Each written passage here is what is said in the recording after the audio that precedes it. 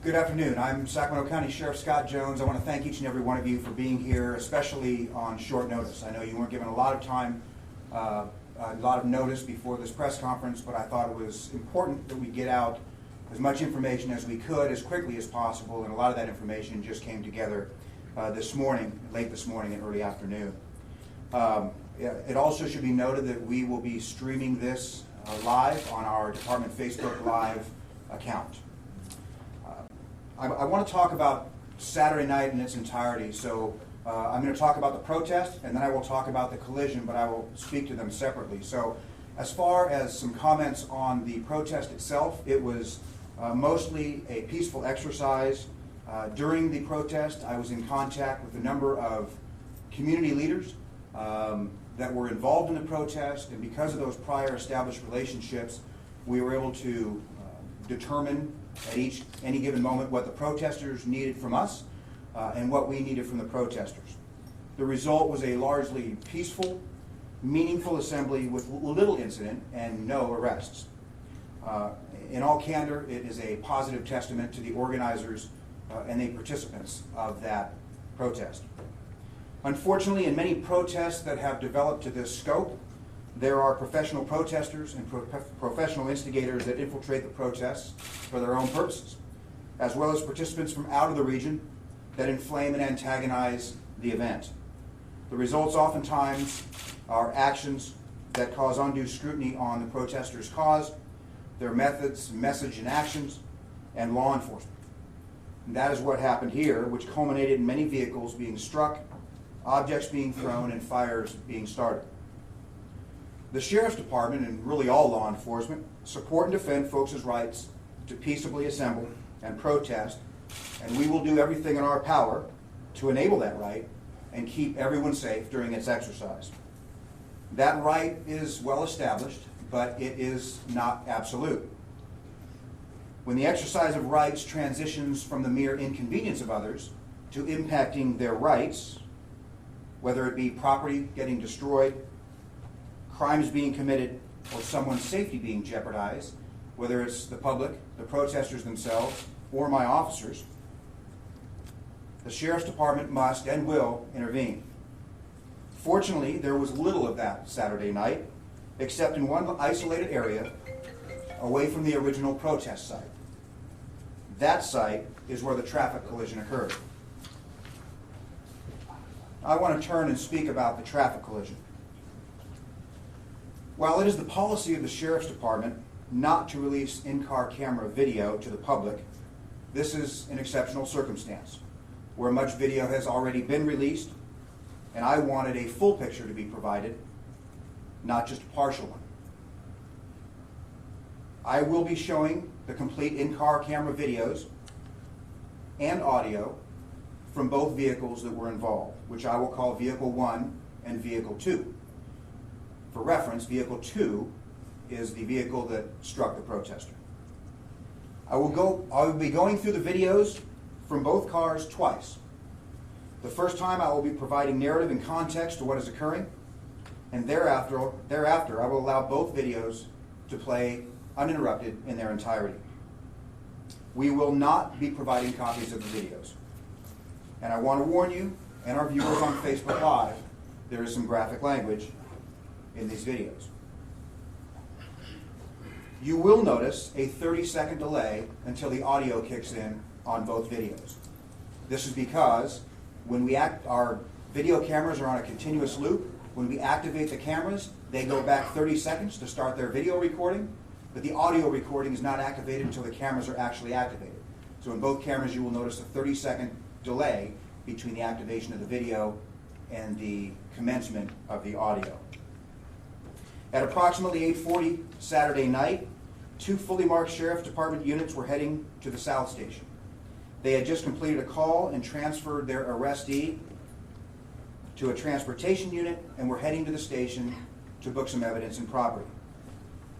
They were not involved in the protest, were not on the same radio channel that was established for the protest, and were not involved in any of the pre-planning or debriefings that were occurring throughout that day in anticipation of the protest. They were routine patrol officers uninvolved with the protest in any way. If I could get somebody to get the lights. When they were traveling westbound down Florin Road at Stockton Boulevard on their way to the station, you can see what they see. Protesters in the median and left side of the street. This is vehicle 1. Traffic prior to their arrival seems to be passing through the area, and as they got boxed in with traffic, the protesters spill out into the roadway and start impeding traffic. Both vehicles turn on their overhead lights. Protesters then focus on vehicle 1. The deputy in vehicle 1 gives several directives to get away from the vehicle. And you'll see a crowd surround his car, spewing anger and profanity, ultimately gathering at his door and along the side of his vehicle, precluding him from moving forward.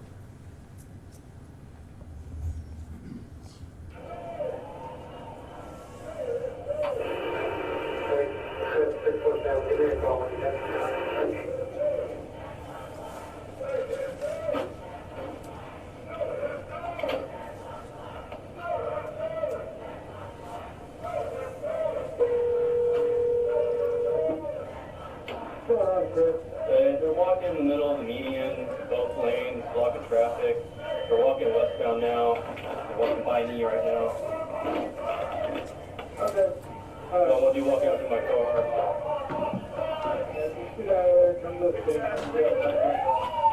Got it. Get away! Get away! Get away from my car, dude! Get away from my car! Sergeant had to pause at that moment. It's difficult to see what is occurring on the side of vehicle 1's car at this particular point because of the forward-facing camera, but if we switch to vehicle 2's perspective, you can see what is occurring during that time of vehicle 1, that he's giving the commands to get away from the vehicle.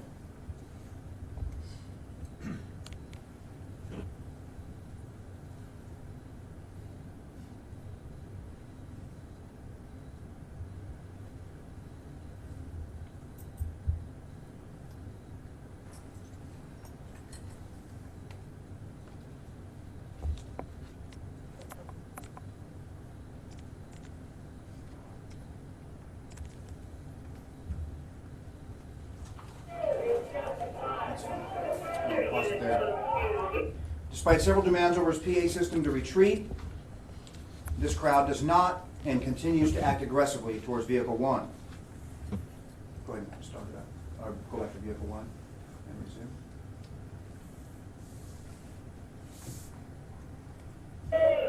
Ultimately, vehicle 1 is able to proceed forward at this point.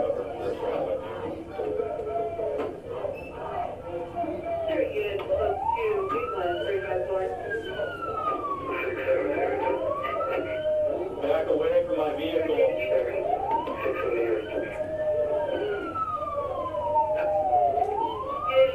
Back away from my vehicle.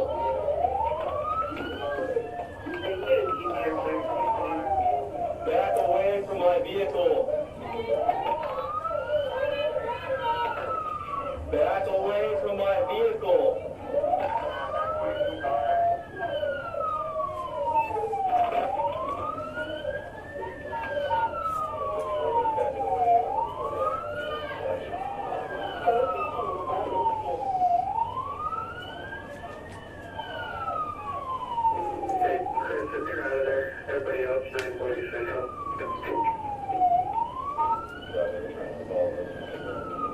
At this point, as you can see, the vehicle is allowed to progress forward, but at this point it is imperative for both officers' safety that they remain together.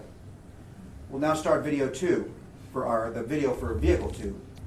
The protesters then turn their attention to vehicle 2, impeding its forward progress and ultimately gathering along the driver's side like they did in vehicle 1. Their aggression escalates until they are repeatedly kicking and banging the car.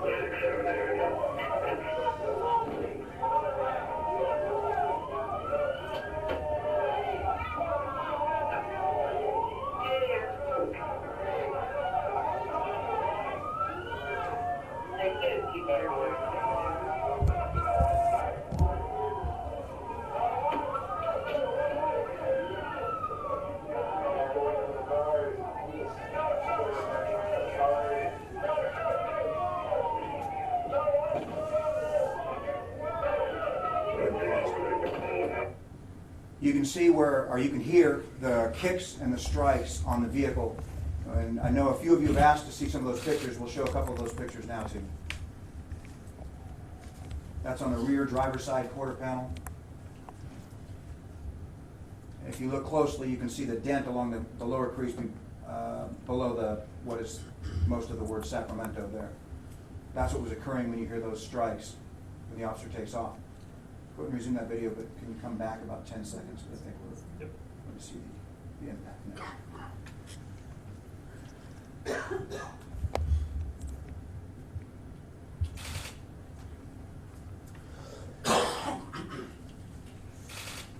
What you're going to see here, the front of the vehicle begins to clear. As vehicle 1 is proceeding, although there's still much aggression along the driver's side of the unit. The female protester chose this moment to bring her protest in between the two vehicles.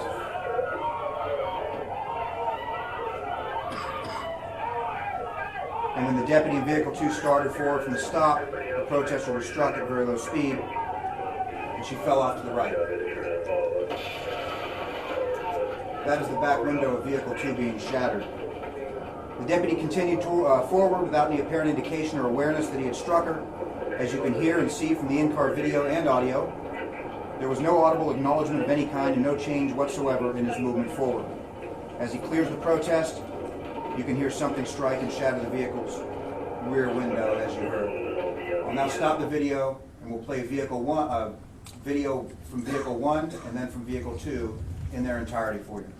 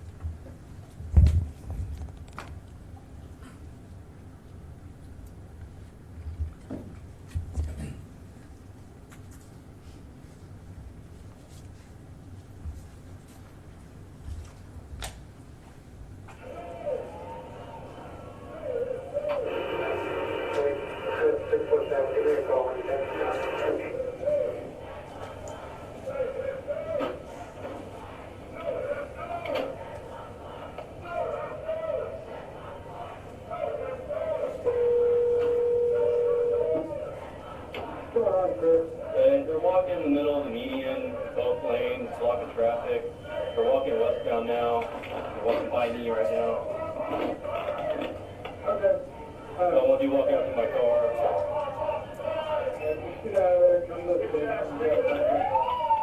Got it. Get away! Walk away! Get away from my car, dude! Get away from my car!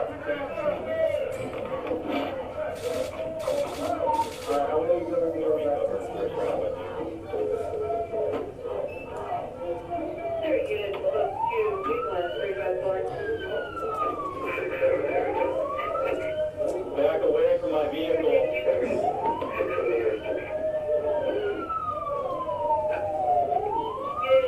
Back away from my vehicle.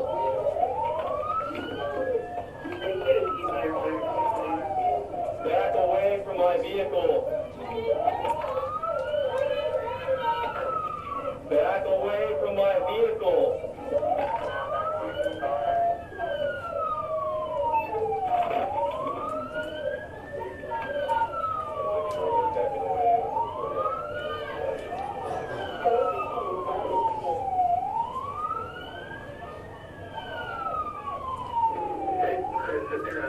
Everybody else, 940 Central.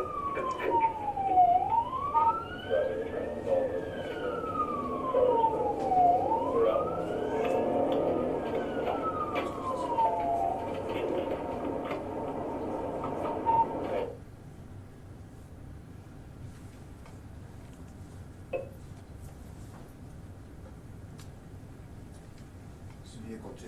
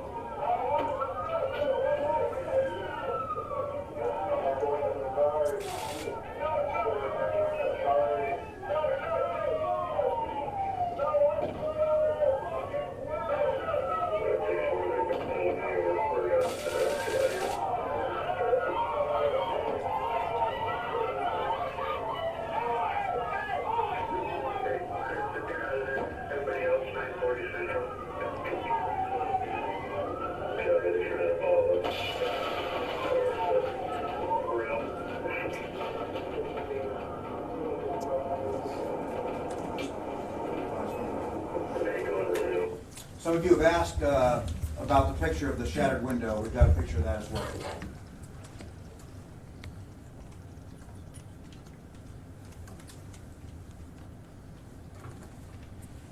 So what is happening from this point?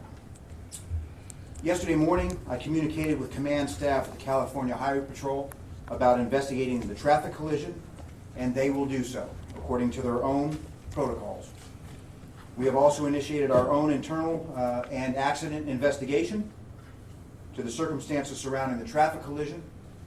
Lastly, I communicated yesterday with Sacramento County's Inspector General, Rick Brazil, and asked him to participate in our internal investigation as an independent set of eyes. All of these investigations will proceed according to standard protocols along their normal timelines. So this hopefully gives a complete picture, and it is the substance of what occurred Saturday night and the follow-up that will be occurring as a result of the traffic collision part of that evening. I'm happy at this point to answer any questions that I'm able to. Sheriff Jones, you mentioned... One second, please. Why aren't you releasing these videos to the public? They're in the public interest. They may be in the public interest, but they are not public records. And I know many agencies around the state release them as if they are public records. Most agencies do not and treat them as investigative files, exempt from disclosure. And I don't want to create a precedent, but I thought in this unique instance it was important to at least allow folks to view them. Sheriff Jones, you mentioned at the start of the press conference about having professional agitators who were part of this. Could you describe who these people were? How many? Was it Antifa involved? Where were they from? Well, I don't want to get too far remote on that subject, but we do know because of our intelligence, because of the same folks that we see at protests completely out of the area, and because of our history with some of these folks, that there are paid protesters and paid people to instigate, just as there are paid folks that monitor protest in video camera for their own purposes. Do you think Wanda Cleveland was a paid protester? I don't know. I'm not involved in that investigation, so I'm assuming, hoping, that she will cooperate with the California Highway Patrol in their investigation of this instance, and perhaps that can all be vetted at that time. I obviously have not talked to her, and I don't believe anyone from our agency has talked to her. Sure. A lot of the protesters characterize this as a hit and run. I think that's what agitated a lot of the protesters. Why didn't the sheriff's deputy vehicle stop and try to, assess out the situation and so forth? Can you speak on that, please? Sure. I mean, first of all, hit and run is a legal conclusion, obviously, and investigating agencies, all public safety agencies, don't have the luxury of coming up with the conclusion first and working backwards, like we've seen a lot of in the last couple of weeks. So only if the facts support an actual hit and run would that be concluded by the CHP. I haven't spoken to the officer about the incident. I'm not even sure that his formal statement has been taken, and I only feel comfortable giving some potential opinions just because we're not the investigating agency. But there is at least from my view of the information, there's a high likelihood that he did not even know that he collided with that protester.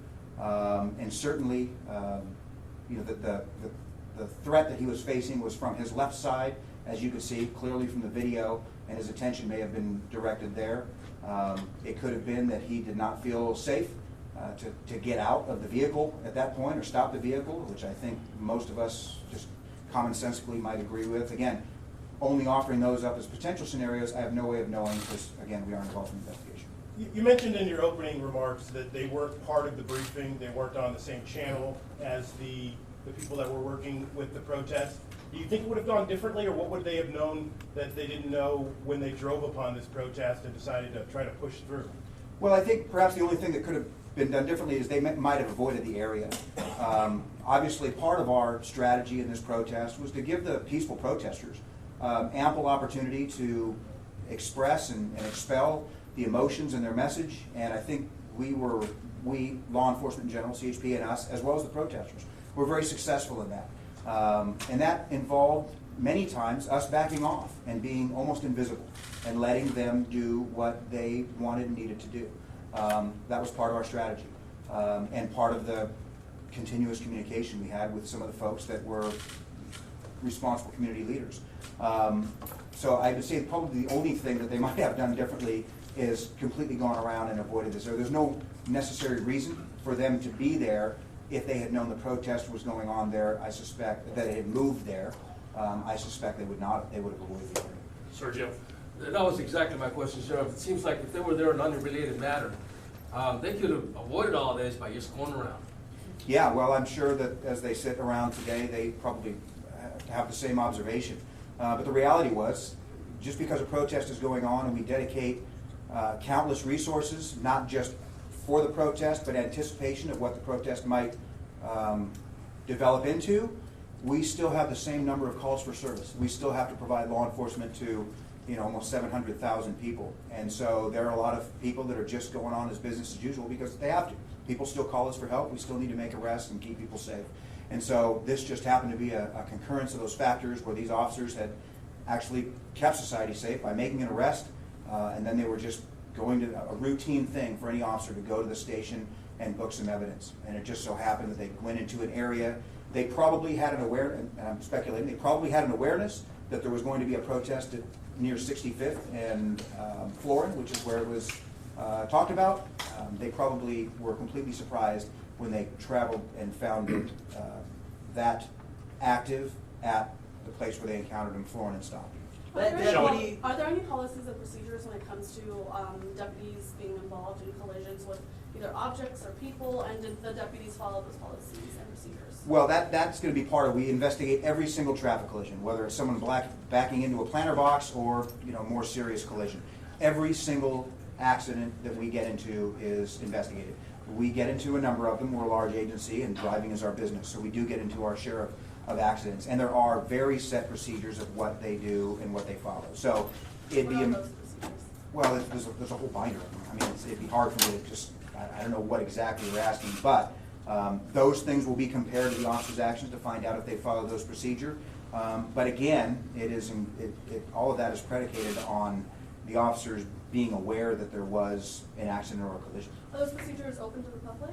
Most of those are public records. The deputy who was driving, there been any alteration to his duties or her duties, that whatever the work assignments are while this investigation is going on? Not at this point. Sure. Can you talk a little bit about, I know you mentioned earlier that there was a chance that the officer may not have seen the pedestrian that was hit, but after that incident, you hear him reacting to it, so is there a chance that the officer may have seen her and not stopped? I didn't hear that. I didn't hear what you... Can we play it again? We will. In fact, we'll play it at the end of this. We'll do it one more time, now that you see what happens and when, so we'll play them both again at the end of this. After all the And then we Q&A is can over. circle back to my question? Absolutely. Great.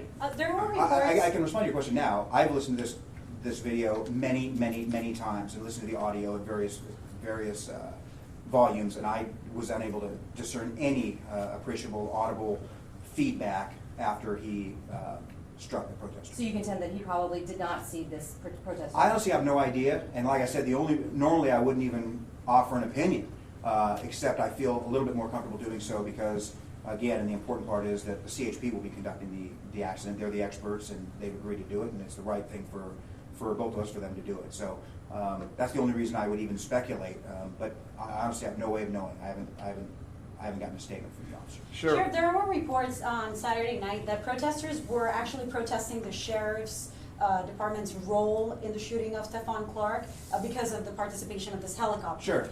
Can you tell us if it's standard procedure to deploy a helicopter when there are car break-ins? Is this common practice? That's a good question, and I know Sergeant Hampton has fielded a lot of questions regarding what it was, where the crossover was with our helicopter.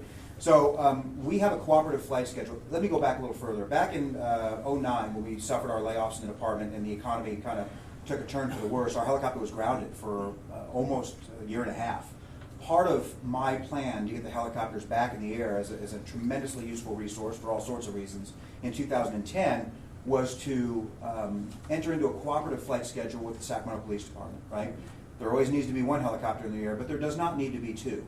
And so we have a joint flight schedule with the Sacramento Police Department. As you know, their flight schedule is very short flights, between 1 and 2 hours before they have to go back and refuel. So we always want to make sure we have a helicopter in the air at the appropriate times, but it could just as easily be our helicopter or Sacramento Police Department's helicopter providing air support for the entire region. So, theoretically, and I don't know this, but theoretically, if it was an hour later, an hour earlier, it could have been Sacramento Police Department's helicopter. So that just happened to be our helicopter up in the air at the time that air support was called for. Sheriff? And can you corroborate that people were assembling illegally at some point of the night on Saturday? There were reports that people were dispersed and told by the I can sheriff. speak generally because those were generally, the difference between a city protest and a county protest is the roadways, right? In Sacramento County, primary responsibility for traffic enforcement in the roadways lies with the CHP. Unlike in cities, it lies with the respective police department. And so many times for CHP, there were times, I know during the protest, that CHP would make that call. I know announcements were made at our helicopter. This is one of those instances where I would intervene and tell them to stop making the announcements and allow the protests to continue. I think one of those such things occurred when they were encroaching upon our south station on 65th. And if you'll go back and review your footage, you'll see that shortly after those calls were made that they were cut off. And that was part of us giving the protesters what they needed to try and keep that balance between the peaceful protest, which most of it was, and our need to maintain order and not impact other people's rights as well. Are Sheriff? any protesters being charged? Mike? Today, we interviewed a woman who had a medical emergency during this whole incident. She was a driver for Lyft and actually was en route to get a fare, and said the protesters interacted with her in such a way that she had a panic attack. She had a medical emergency. She called 911. The responders were not able to get in because they didn't have a law enforcement escort because no one could get in at this point. Your thoughts, your comments about the impact this is all having on public safety? Well, I know that there are many instances, not just in our protest, but other facets of the protests over the same incident, that where folks have been detained and stopped in traffic and so on and so forth. And that's part of what I was talking about, where we, and law enforcement, Sheriff's Department specifically, try and accord that balance between allowing folks the freedom to exercise their First Amendment rights and have an appropriate outlet for their grief and their message, but also balance the rights and the welfare and the safety of other folks as well. So, I mean, that's just something that it's a very dynamic situation, but that's something we have to assess during these incidents almost continuously. Are any protesters being charged? There are no protesters being charged at this point. Shelley? Is there a reason why the officers involved haven't been interviewed? And now you've shown video, pictures, and made a public statement, but why haven't the officers been talked to and interviewed? I didn't say they hadn't been talked to. I said that I have not talked to them about the incident. I have no idea if the CHP has reached out to them or if they've given a statement to our internal investigators or CHP yet. I just don't know. Procedurally, I would expect that they would have at least been reached out to or will be shortly by the CHP for completion of their report. The administrative case, the internal administrative case will take a little longer. There's no immediacy, and we will likely sort of, at least for the initial parts, trail the CHP's investigation and find out what their results show, because obviously that's going to be pertinent for an internal affairs investigation. As a leader of this department, you tried to set a role here to let's give them space to do their protest. What was your emotion or thought when you see or heard what happened, that a protester had been struck by one of your vehicles? Well, obviously it's an interesting, it's an unfortunate event that punctuated an otherwise fantastic evening. And by fantastic evening, I mean none of my officers were hurt, none of the protesters were hurt. They got to protest and have an outlet for their message and anger and emotion in a constructive way that no more than minimally impaired other folks' rights and ability to travel to and from. And that really should have been the story of the night, and I wish it was, because I think the Sheriff's Department, certainly the CHP, does this particularly well, and I think we did in this instance as well. So the aspect of striking the pedestrian is an unfortunate footnote of that, but one that we obviously don't want to repeat. So like many of these low-frequency events, we will be internally assessing and debriefing our own procedures, protocols, and to see how we can avoid that in the future. Thank you, sir. Yes, Sheriff Jones, you mentioned paid protesters and outsiders coming in to incite. It's been reported that Wanda Cleveland has had run-ins with law enforcement before 2015. I believe it was reported that she was arrested protesting a Sacramento City Council meeting, so forth. Can you speak on that a little bit, that incident, and also just what you know about Ms. Cleveland perhaps, and just the role of outside influence? Sure. I don't know her, and I'm really not going to comment on what her motives and what her actions might have been in this particular incident. It'd be really improper, I think, for me to do so. I don't have any prior knowledge of her, and I've only known since the incident about her history of protesting and being active in various causes through what I've seen in the media as well. So I know about as much as everyone else. But certainly her history and her past really is nothing that we're going to investigate for any particular reason. So I'll just continue to learn like everyone else. All right, last question going to Sergio. Sheriff, does it take a toll on you, does it take a toll on the rank and file to be the target of such foul gestures and language that we saw in this video today? I mean, it's not the first time we hear about this. How do you keep up with all that? Well, it's I don't get a lot of sleep. But to answer your question more directly, I don't think it takes as much of a toll on our officers as you might expect. I mean, our officers are used to it. This is not the first time they've been flipped off, and this is not the first time they have been talked to poorly by members of the community. They, without exception, will always rise above that and not let their emotions get the better of them. That is part of their training, that is part of our expectations of them, and that is part of the professionalism that the men and women of the Sheriff's Department exhibit every day. But that being said, I mean, I think incidents like this and what they're seeing regionally, I think it does take a toll on them. I mean, with their own families, with the discussions they have. I mean, all of them went to their families over Easter yesterday, and probably this was a pretty high topic of conversation, not maybe this incident, but generally a high topic of conversation. So it does take a toll, and that's one of the reasons I think it's important for me to stand before you, not only to provide information, but also in support of and lead this organization and let them know that by and large, by the community, they are still very much appreciated for the job, the difficult job sometimes that they do. All right, with that, did you want to review the video? Yeah, let's just review them both up. Thank you very much, everybody. And Sheriff, just to are you releasing any information about the officer that was driving vehicle 2 more specifically, but either vehicle? I'm not releasing any of the officers' names at this point. Years of service, maybe, or how long they've been with Sacramento? I can get that for you later. I'll follow Yeah, there's no up. problem. Absolutely. Demographics info? One last question, sorry. NBC News. You mentioned something about paid protesters. Do you have any evidence of that, or have you seen that previously, or what is leading that comment? Yes and yes. Yeah. We do have evidence of it, and we have seen it previously. You'll notice many of the same cadre of protesters in every protest regardless of cause, or sometimes in other states as well. So, plus we have a very robust and intelligence platform that we can try and minimize the outward problems before they happen. Okay. All right.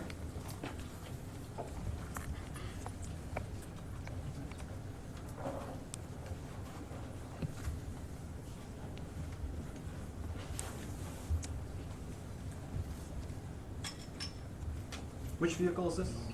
Vehicle 2.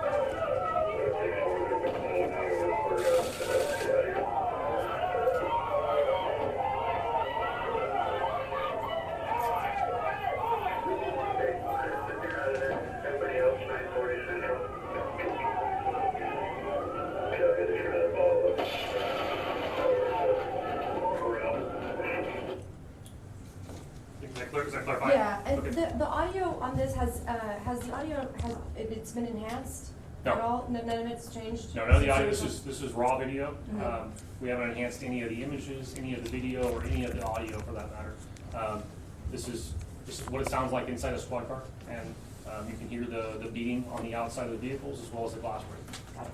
Thank you. Just for clarification, Sheriff Jones said something about there were a number of different protests. Do you know how many and what was the difference between this one and the other one that he said went through peacefully and had a permit or something of that nature?